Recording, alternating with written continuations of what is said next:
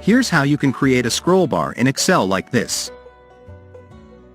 First, go to the Developer tab and click on Insert.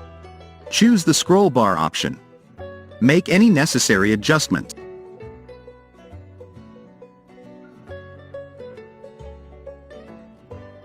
Set the current value to 1 and the minimum value to 1. Link your desired cell to the scroll bar and click OK. Next, apply this formula to the linked cell.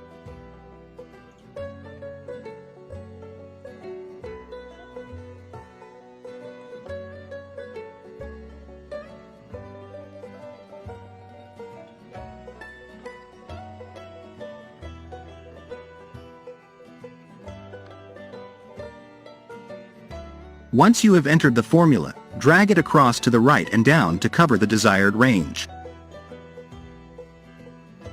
Now, when you scroll using the scroll bar, you will be able to see the entire set of data. Don't forget to share this video and follow for more Excel tutorials.